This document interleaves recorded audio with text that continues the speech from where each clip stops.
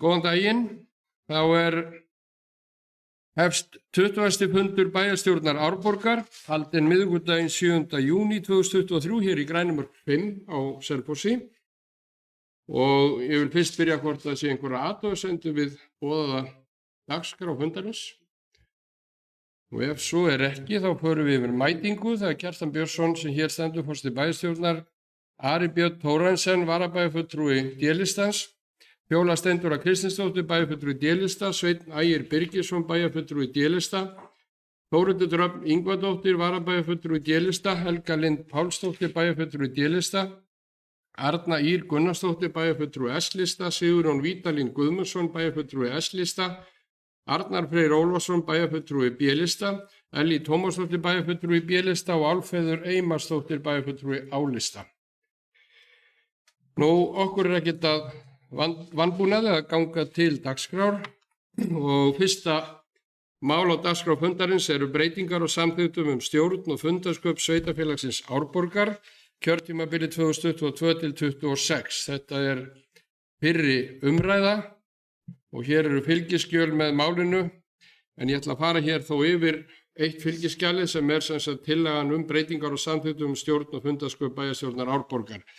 Eftirfarandi breytingar eru lagðar til og samþykkt stjórn og fundarsköp bæjarstjórnar Árborgar í samræmi við ákvörðun bæjarstjórnar frá 19. fundi sínu 15. maí síðastliðinn í máli nr. 2304-348. Þar sem bæjarstjórn samþykkti skipulagsbreytingu snerti stjórnsýslu, fjármálasvið og mannauðsdeild. Vegna þessara breytinga nauðsynlegt að gera breytingar á 2 greinum í samþykkt stjórn og fundarsköp bæjarstjórnar Árborgar og eru þær eftirfarandi. A. Fyrir breytingu orðast 1. málsgrein 50. grein samþykktarinnar svo: Bæjarstjóri sveitarfélagsins í umboði bæjarstjórnar ræður sviðsstjóra og mannauðsstjóra og veitir þeim lausn frá starfi. Sviðsstjórar eru 4 á stjórnsýslusviði, fjármálasviði, fjölskyldusviði og mannvirkja- og umhverfissviði. Lagt til eftir breytingu orðist 1. málsgrein 50. grein samþykktarinnar svo: Bæjarstjóri sveitarfélagsins í umboði bæjarstjórnar ræður sviðsstjóra og veitir þeim lausn frá starfi. Sviðsstjórar eru 3 á stjórnsýslu og fjármálasviði, fjölskyldu- og mannvirkja- og umhverfissviði. Fjölskyldusviði og mannvirkja- og umhverfissviði sem 3. sviði. Svo það B. Fyrir breytingu orðast 1. og 2. töluliður í 2. málsgrein 52. grein samþykktarinnar svo: Bæjarstjórn felur eftirtöldum embættismönnum fullnaðar afgreiðslu mála. 1. Sviðsstjórum fjármála- og fjölskyldusviðs í sameiningu að afgreiða umsóknir lækkun eða niðurfellingu álags útsvars samkvæmt 25. grein laga nr. 4/95 tekjustofna sveitarfélaga. 2. Sviðsstjóra fjármálasviðs að afgreiða umsóknir styrki til greiðslu fasteignaskatts á húsnæði sem ekki nýtt í ágóðaskyni, svo sem vegna, þarna prentvilla, menningar, íþrótta, æskulýðs og tómstundastarfsemi eða vinnu að mannúðarstörfum samkvæmt reglum sveitarfélagsins þar dagsett 9. desember 2009. Lagt til að eftir breytingu orðist 1. og 2. töluliður 2. málsgreinar 52. greinar samþykktarinnar svo: Bæjarstjórn felur eftirtöldum embættismönnum fullnaðar afgreiðslu mála. 1. Sviðsstjóra fjölskyldusviðs og fjármálastjóri í sameiningu að afgreiða umsóknir lækkun eða niðurfellingu álags útsvars samkvæmt 25. grein laga nr. 4/95 tekjustofna sveitarfélaga. 2. Fjármálastjóra að afgreiða umsóknir styrki til greiðslu fasteignaskatts á húsnæði sem ekki nýtt í ágóðaskyni, svo sem vegna menningar, íþrótta, æskulýðs og tómstundastarfsemi og eða vinnu að mannúðarstörfum samkvæmt reglum sveitarfélagsins þar dagsett 9. desember 2009. Svona hljóðu þessar breytingar eða tillögur að breytingu og ég gef orðið frjálst. Álfheiður Eymarsdóttir A-lista beðið orðið.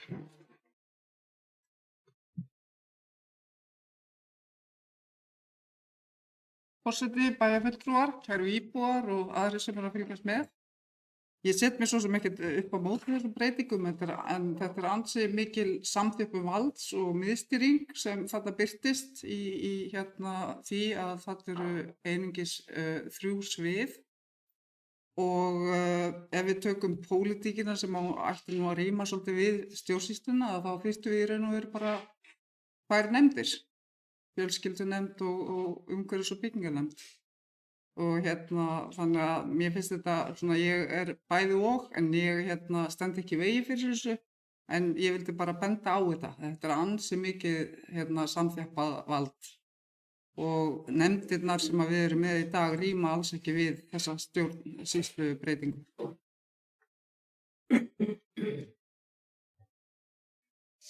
Já, þakka þér fyrir. Álfheiður, eru fleiri sem vilja tjá sig?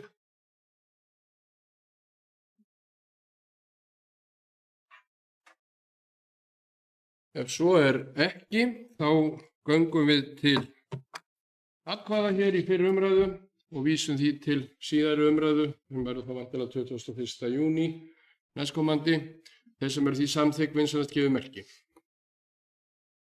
Samþykkt samhljóða. Þá er það liður 2 á dagskránni, samningsmarkmið Árborgar vegna uppbyggingar innan sveitarfélagsins. Tillaga frá 40. fundi bæjarráðs frá 1. júní, liður 14, samningsmarkmið sveitarfélagsins Árborgar vegna uppbyggingar innan sveitarfélagsins. Drög að samningum Árborgar vegna uppbyggingar innan sveitarfélagsins, reglur gjaldtöku vegna aukins byggingamagns og eða breyttra nýtingarlóða. Bæjarráð vísaði málinu áfram og leggur til við bæjarstjórn að samþykkja tillögu að samningsmarkmiðum sveitarfélagsins Árborgar vegna uppbyggingar innan þess. Og hér eru samningsmarkmiðin í fylgiskjali, en ég ætla að opna fyrir mælendaskrá fyrir þá sem vilja tjá sig. Fjóla Kristinsdóttir, G-lista, heiðum orðið.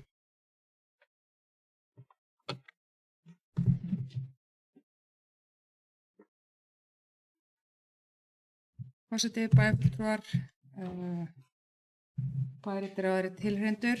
Ég ætla nú að byrja á því að óska ykkur til hamingju með daginn, 25 ára afmælisdegi sveitarfélagsins. Sameinað, segir Magnús Hlynur mér og við trúum því. Og en varðandi samningsmarkmið sveitarfélagsins Árborgar, þá tókum við þetta fyrir í bæjarráði og í rauninni hefur þessi heimild verið til staðar og það er aðeins verið að skerpa á þeim heimildum sem að áður hafa verið til staðar, og í rauninni er bæjarráði alltaf heimild að skilgreina sérstök samningsmarkmið sem gilda fyrir tiltekinu einstöku svæði eins og verið hefur, en þarna er í rauninni bara verið að skerpa á því að þessari heimild bæjarráðs.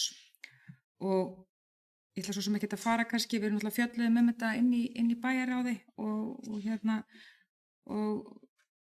svo sem ætla ekki að fara kannski neitt frekar yfir samningsmarkmiðin, þau fylgja svo þessu máli og fólk getur kynnt sér það, en þetta auðvitað snýr að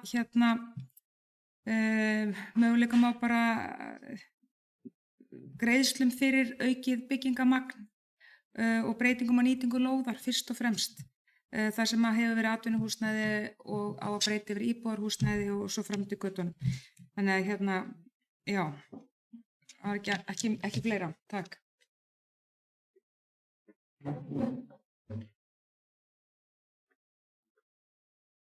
Takk fyrir, Fjóla. Fleiri sem vilja tjá sig. Arna Ýr Gunnarsdóttir, S-lista.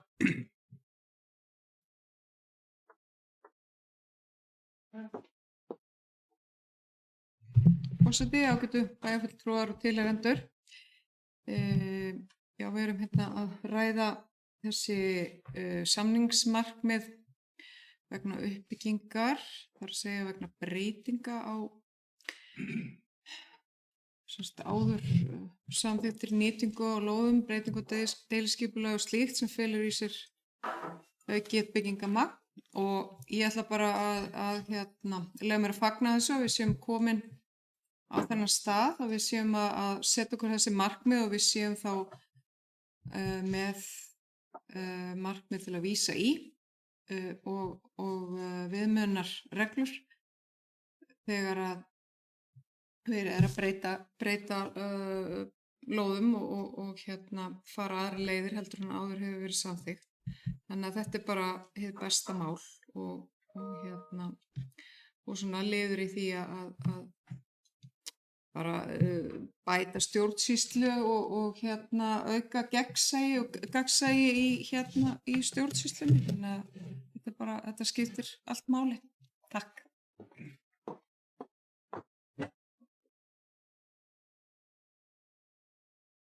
Takk fyrir Arna. Það eru fleiri sem vilja tjá sig.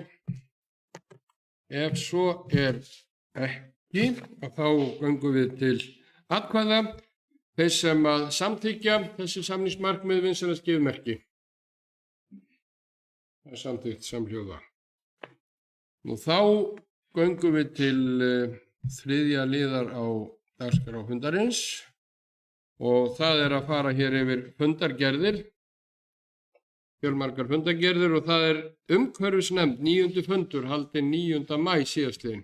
Einhverju sem vilja tjá sig þá fundargerð.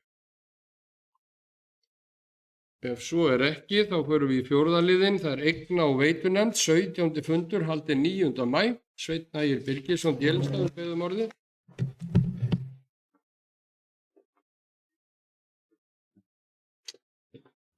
Forseti, bæjarfulltrúar, faglegir tilheyrendur.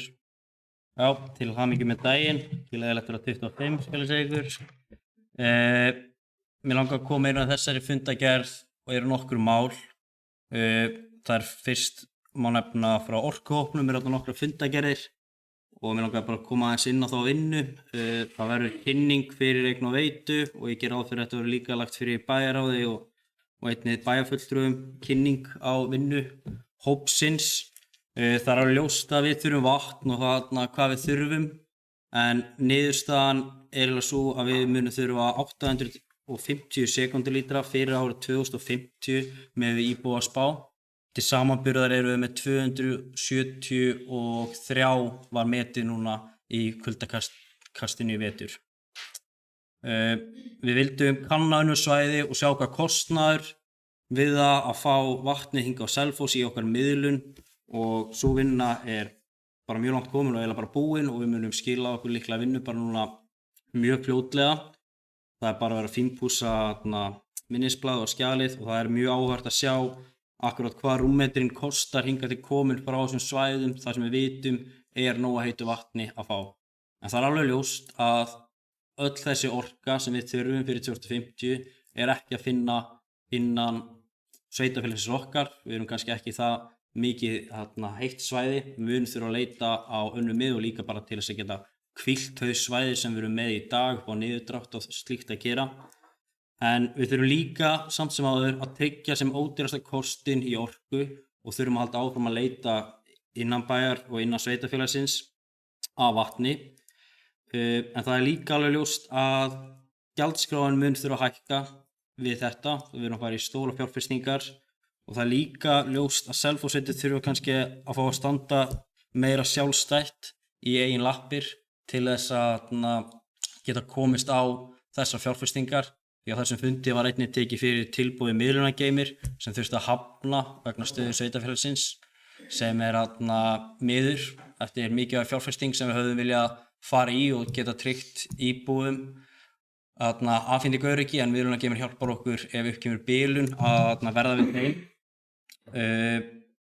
Já, þetta svona í grófum dráttum og eins og ég segi, þetta verður kynnt fyrir nefndinni og gera ráð fyrir að þetta verður líka einnig lagt fyrir bæjarráði. Og þeir bæjarfulltrúar sem vilja fá kynningu á þessu sjálfsagt að verða við þeirri beiðni. Takk.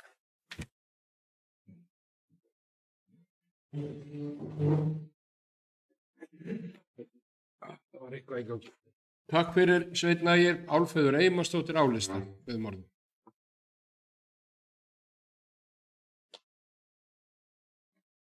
Forseti, ég undir lið 4 sem við fundargerð eigna- og veitunefndar og ég vildi þakka formanni eigna- og veitunefndar fyrir að bregðast fljótt og vel við beiðni minni að birta fundargerðir starfshóps framtíðar orkuöflun sveitarfélagsins og greinargóðar skýringar hér þegar hann kom upp áðan. Og ég hlakka mjög til þess að sjá skýrsluna og ég held að þegar við horfum til 2050 þá þurfum við að hugsa svolítið út fyrir boxið og vera dálítið skapandi hugsun. Skapandi hugsun svona tísku orð í dag En ég hlakka mikið til að sjá skýrsluna og ég vildi bara þakka sérstaklega fyrir að fá fundagerðirnar. Takk.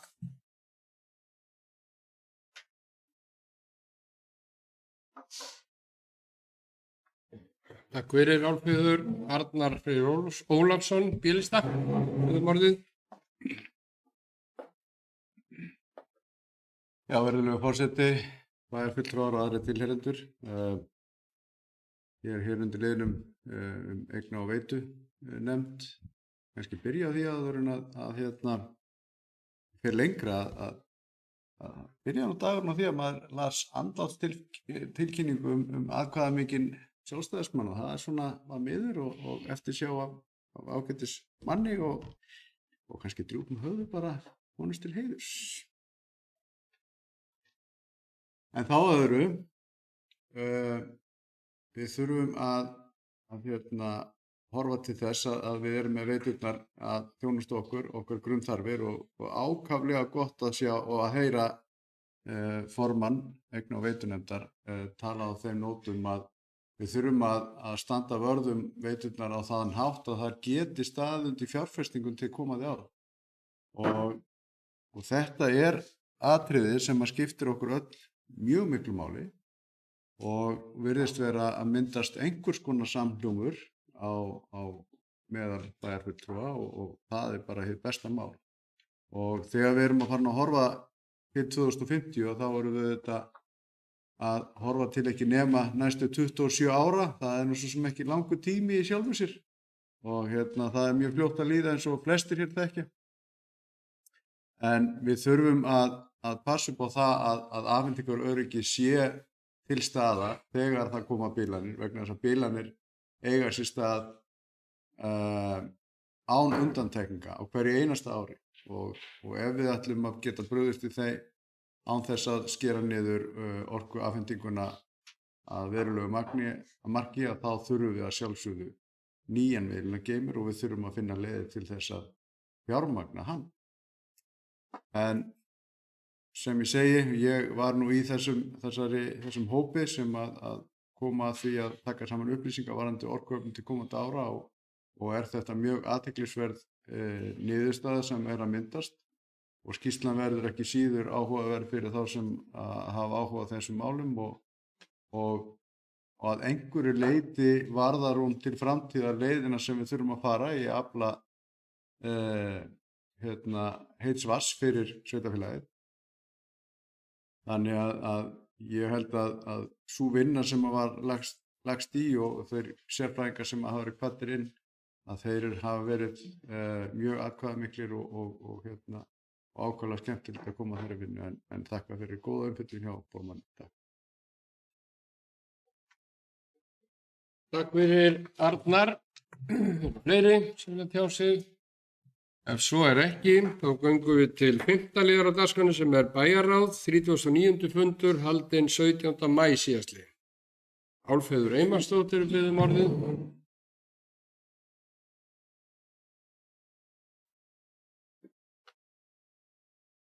Forseti, undirrituð kom með tillögu, þetta undir lið 2, undir fundagerð bæjarráðs.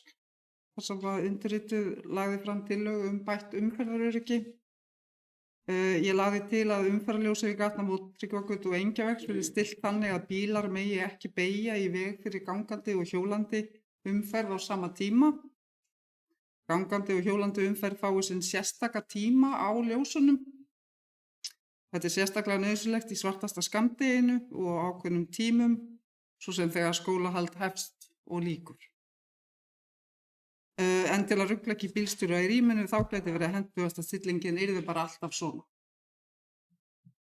Gatnamótin liggja við fjölmennan skóla, afar fjölmennan leikskóla, fjölbrautaskóla Suðurlands og helsta íþróttasvæði bæjarins. Þannig að þarna mikil umferð, sérstaklega af börnum og unglingum sem eru á alls kyns faratækjum, hvort sem það eru hjól, gangandi, snjóþotur og fleira. Þannig að mér finnst mikil tilsvinnandi að vera ekki með óþarfa hættu því að þetta okkur að kosta að lausu. Þetta snýst bara stillingu á ljósunum sjálfum og hér lagt til að skipulagsfulltrúa verði falið í samráði við skóla og íþróttayfirvöld að útfæra hvernig stillingum á ljósunum verði best hagað með umferðaröryggi gangandi og hjólandi barna í fyrirrúmi. Takk fyrir. Takk fyrir, Álfheiður. Eru fleiri sem að tjá sig? Ef svo er ekki, þá göngum við til 7. liðar á dagskrá fundarins sem er eigna- og veitunefnd. 18. fundur haldinn 15. maí síðastliðinn. Enginn sem við tjá sig þá fundargerð, þá förum við í 7. lið, það er skipulagsnefnd, 7. fundur haldinn 17. maí síðastliðinn.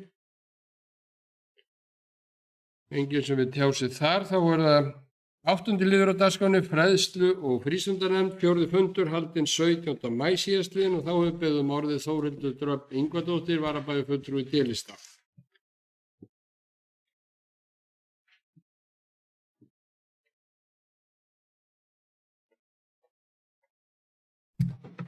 Forseti, bæjarfulltrúar og aðrir gestir. Ég kem hérna fyrir hönd fræðslu- og frístundanefnd undir lið 5 og okkur í maí var stór dagur í leikskólanum Góðheimum þar sem þeir útskrifuðu sín fyrsta útskriftahóp og einnig fengu þeir grænfánaverkefnið afhengt. Þannig við vildum óska þeim til hamingju.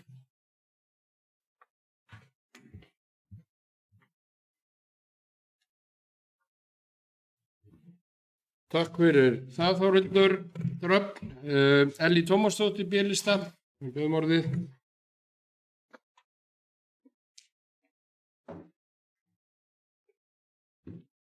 Forseti, bæjarfulltrúar og aðrir tilheyrendur. Ég kem hérna upp undir lið 2 sem er kynning á sumarstarfi frístundaþjónustu og mér langaði bara að hrósa deildarstjóra frístundaþjónustu, forstöðumönnum og öðru starfsfólki sem koma að mótvægisaðgerðum vegna þeirra hagræðinga sem við höfum farið í og snerti vinnuskólan og sumarfrístund, kotið og annað sumarstarf. Starfsfólk hefur unnið mikla og flotta vinnu síðustu daga til að koma til móts við okkar viðkvæmasta hóp og eiga mikið hrós skilið. Takk.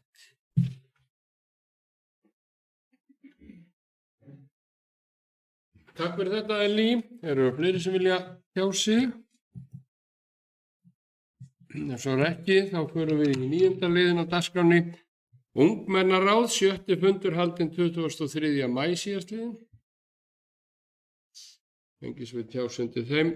Þeirri fundargerð, þá var það 10. liður og síðasta fundargerð þessa fundar. Það er bæjarráð, 40. fundur haldinn 1. júní síðastliðinn.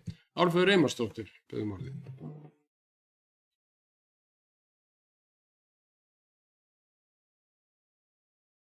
Forseti, ég kem hérna undir liðnum bæjarráð. Mér langar að ræða lið 2 á þeim fundi. Þar var kauptilboði í ákveðna landspildu tekið og mér langaði bara til þess að útskýra það vegna þess að það er bjargföst skoðun álistans að allar lóðir og lendur sveitarfélagsins skulu auglýstar, að þarna á bakvið liggur einhver mannkynssaga og að þetta mál er barn síns tíma. Auðvitað ætti að auglýsa bara allar lóðir og lendur, en þarna var einhver mannkynssaga á bakvið sem var ekki alveg ljós, þannig að ég bókaði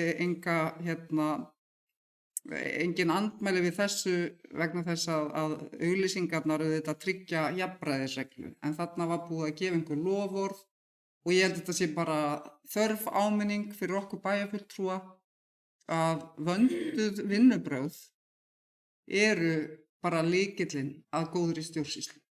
Ég einhvern veginn gat ekki gert upp hugminn þarna, ég bara tók aðra í bæjarráði fyrir því að þetta væri einhver mannkynssaga á bakvið og að viðkomandi hefði verið lofað lóðinn á sínum tíma. Slökk á símanum, takk. og þess vegna bókaði ég engin andmæli og samþykkti þetta. Svo langaði mig að koma undir lið 3 sem er varðandi lækkun kosningaaldurs.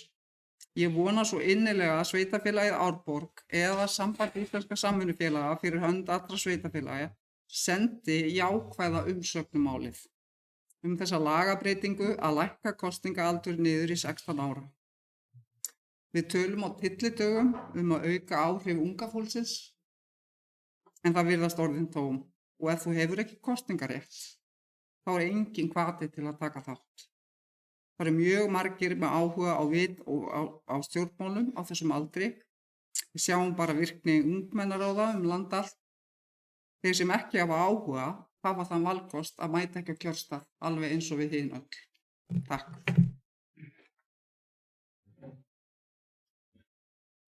Takk fyrir Ellý. Þú nú væntanlega áttið samband íslenskra sveitarfélaga en ekki samvinnufélaga. Álfheiður. En ja, samband íslenskra samvinnufélaga fær sennilega ekki umsögn um kosningaldurinn, en þetta var Álfheiður, ekki Ellý. En það eðlilegt að hún ruglist á því, hún alltaf búin að alin upp á Hornafirði og það samvinnuhreyfingin sterk. Eru fleiri sem vilja kaupa lausturskaftillinga? Já, Ari Björn Thoroddsen, varabæjarfulltrúi.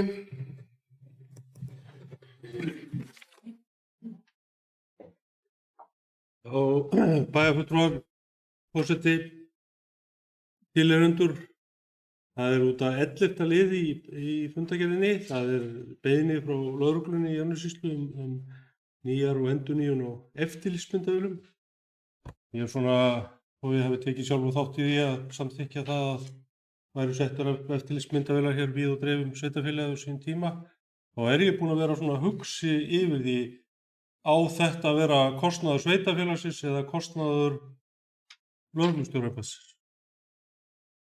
Hvar liggur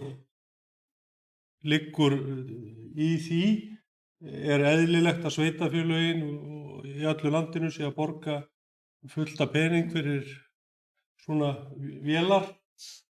Hvort að þetta sem að er eingöngu lögreglan sem hefur aðgang að því og ekkert öðruvísi og nota þær í eftirlitsskyni sem eru auðvitað gott fyrir alla íbúðina.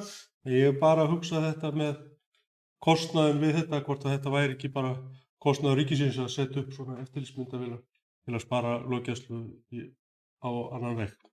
Takk.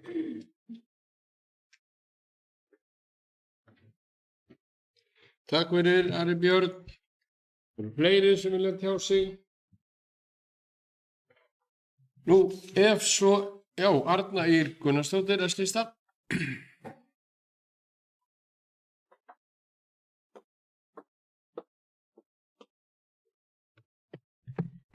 Forseti, nokkra bara aðeins að vekja athygli á þetta 15. liðnum í fundargerð bæjarráðs þar sem að er verið að fjalla nýjar verklagsreglur vegna álímingar á númerslaus bílflög og aðra lausamuni á einkalóðum. Og heilbrigðiseftirlit er að þarna óska eftir samstarfi við sveitarfélögin og þetta er auðvitað eins og svona flestir vita að þetta er heilbrigðiseftirlit Suðurlands er auðvitað rekið af okkur sveitarfélögunum á Suðurlandi og hefur þetta verkefni með höndum. Það er að segja að við sveitarfélögin höfum falið heilbrigðiseftirlitinu að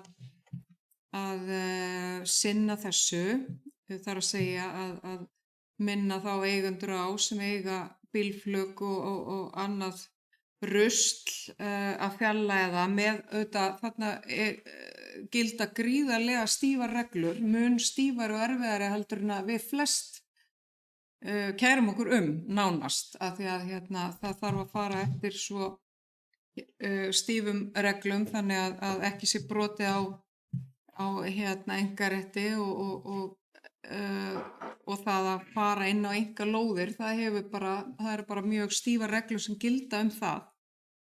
En það er allavega alltaf verið að reyna að betrumbæta þetta þannig að það sé svona hugsanlega auðveldara vik að vinna þetta þannig að við þurfum ekki að sjá svona mikið af ónýtum bílflökum og öðru rusli sem að vel að merkja getur bara verið hættulegt. Sumstaðar þar sem að þessi bílflök eru, þetta er bara stór hættulegt og það eru börn og þau geta bara slasa sig á þessu. Fyrir nú utan að þetta hreinlega hefur áhrif á verðmæti eignanna sem eru á næstu lóðum og annað þvíumlíkt. Þannig að það er mikið í húfi fyrir okkur öll að þessi málefni séu þessi vel að þessu staðið og við gerum allt sem í okkar valdi stendur til þess að koma í veg fyrir söfnun á svona rusli í þéttbýli. En vonandi með þessu bætta verklagi þá minkum við þetta rusl og að því að þetta er náttúrulega gríðarlegt líti og eins og ég segi, það er bara hætta sem stafar að þessu. Þannig að ég fagna þessu erindi frá heilbrigðiseftirlitinu og vonandi verði til þess að bæta úr og hvetu þetta í leiðinni fólk bara til þess og alla íbúa til þess að huga að þessu. Erum við með eitthvað rusl inn á lóðunum hjá okkur sem við getum losað okkur við og fegrað umhverfið. Við berum öll ábyrgð á því. Það er hvorki sveitarfélagið né heilbrigðiseftirliti sem bera meiri ábyrgð á því en við sjálf. Við berum öll ábyrgð og við þurfum bara að leggja okkur á mörkum. Takk. Takk fyrir Arna. Við erum fleiri. Ari Björn Þórarinsson varabæjarfulltrúi D-lista.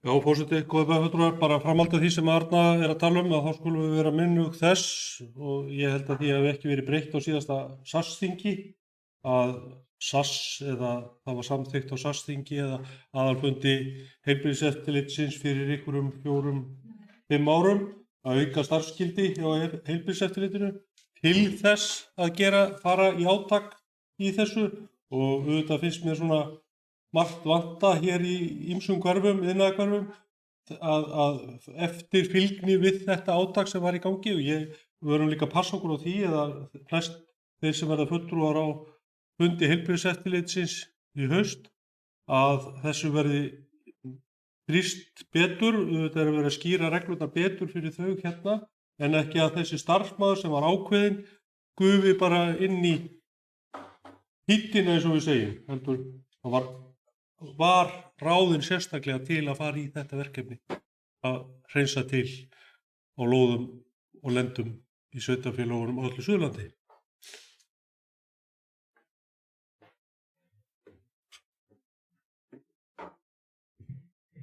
Já, þakka fyrir Ari. Eru fleiri sem vilja tjá sig? Fjóla Steindóra Kristinsdóttir D-lista.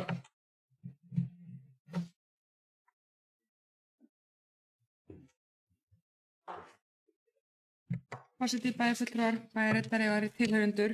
Ég tek undir hér með bara bæjarfulltrúa Örnu og Ara.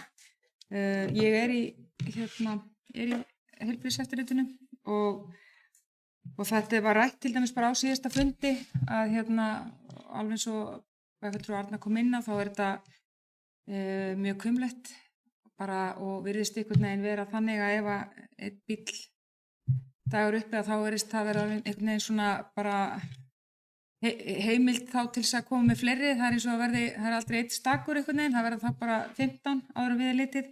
Þetta er svolítið flókið og auðvitað er heilbrigðiseftirlitið að kalla eftir samstarfi við sveitarfélögin líka vegna þess að þetta þarf alltaf að vera þetta samstarf og það hefur verið náttúrulega bera því að það er sett miði og svo er gefið frestur og svo þarf að náttúrulega fara í einhverjar aðgerðir og svo það eru verðmæti og í þessum bílum og það er kostnaður í því líka að fjarlægja bílana og koma þeim á réttan stað og það þarf að finna einhvern veginn lausn á því að skoða það hvort það sé hægt að gera samkomulag að þegar bíllinn er komin í rauninni, hann verður aftur að verðmætum eða hræið eða hvað á kalla því þetta er þetta verðmæti fyrir sumum og sannlega þetta endurnýta, að hvort það sé hægt að bíða með að greiða þanga til að verðmæti skila sér. Þú veist, það verðist alltaf vera þarna hver á að greiða hvað og þetta er svona ákveð samtal sem þarf að eiga sér stað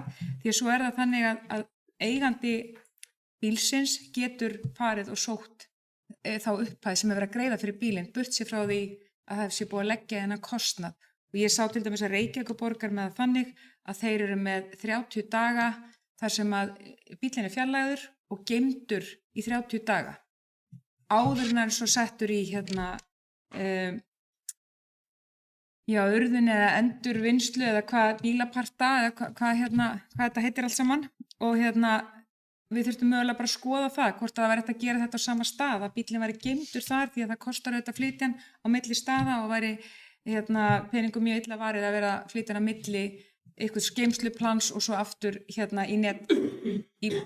partasölu eða það sem að bílinn er gerður af verðmætum. Þannig að ég er alveg sammála, það þarf að lyfta grettistaki þarna og það þarf að passa upp á að starfsmaður heilbrigðiseftirlitsins sinni þessu verkefni og það þarf að passa upp á það við sveitarfélagið komum að þessu eins vel og við getum til þess að bara hreinsa til hjá okkur því þetta er algjörlega óþolandi þar sem þetta er að safnast fyrir sem að virðist oft vera á bara einmitt lóðum sveitarfélagsins. Þannig að já, takk.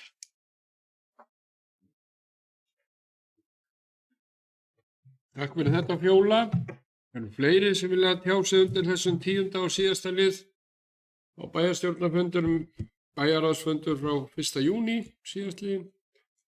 Ef svo er ekki, þá er dagskráin á þessum 20. fundi bæjarstjórnar Árborgar tæmd og ég segi fundi slitið.